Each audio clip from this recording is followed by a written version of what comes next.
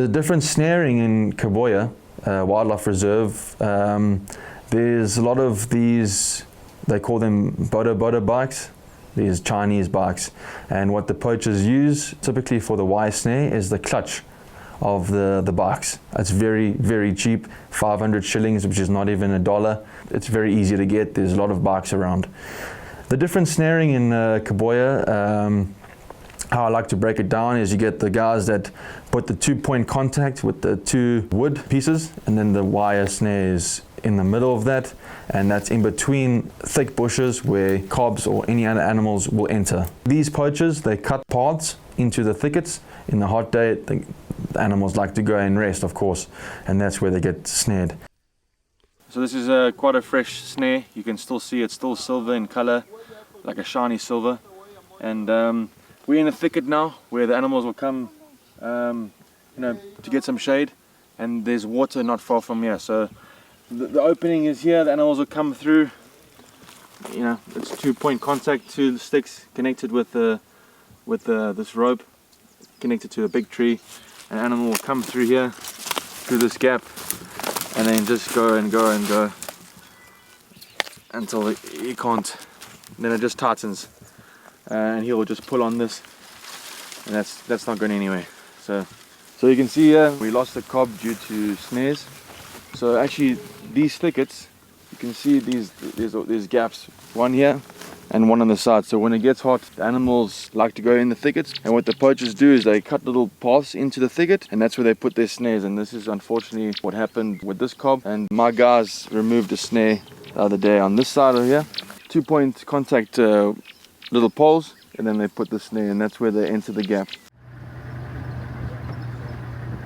So we're here in Kaboya Wildlife Reserve going for a little game drive, and we saw this cob lying down, drove up to it, and as soon as he got up, we could see instantly that he had a wire snare around his mouth. He wasn't running or anything, so he was obviously been very weak, hasn't drank or ate in a few days. We decided to take him. He was so injured, and there was really no point in calling a veterinary or a vet to come and dart him to take the snare off, because the severity of the wire snare was too severe. Now he won't suffer from any pain, and also sometimes if we don't see the ones that are snared, they'll get weak, and like this one was laid down.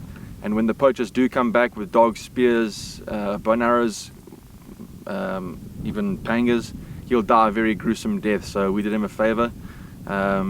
It's just unfortunate we have to go through this, and that's why the Hunters' Dollars is so important to fund these anti-poaching units across Africa, and us being one of them in Uganda.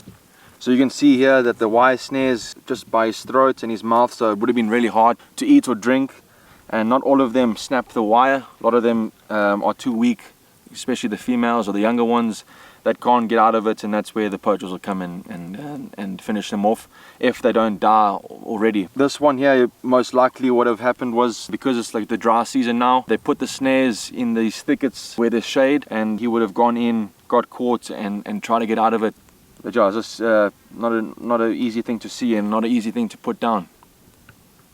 Then the second one is they have these pit plates, which is most typically from a paint tin or a lid or the bottom piece, and they cut that and they make triangles.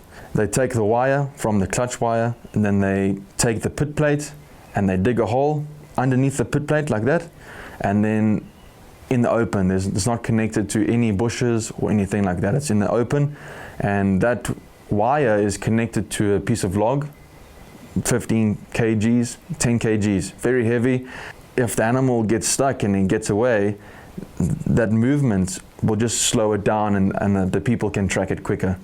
So anyways, that wood is underground, and with some leaves on top of the pit plate so the animal doesn't see it, and then it's always on the natural pathways of the animals, normally in the high grass season where we've had a lot of rain. Typically that's what they normally use it for. And then going into the more structural poaching, we get the guys with the dogs, come in 15, 20 people, and they use their dogs and spears. Then you get the guys that come in again with the spears and the dogs, but also nets. and the nets can go up to maybe 500 meters in length. And obviously what they do, they find the group of cobs, typically cobs in our area, just because we have abundance of them, and they just use the dogs to drive them into the nets. And then once they're in the nets, they close that circle, and they just, you can imagine what they do next. Pangas, spears, young, old, female, anything that's in the net is finished. So we've really got a lot on our hands in the past years, but slowly we've seen a big difference, a lot of decrease of poaching in our area.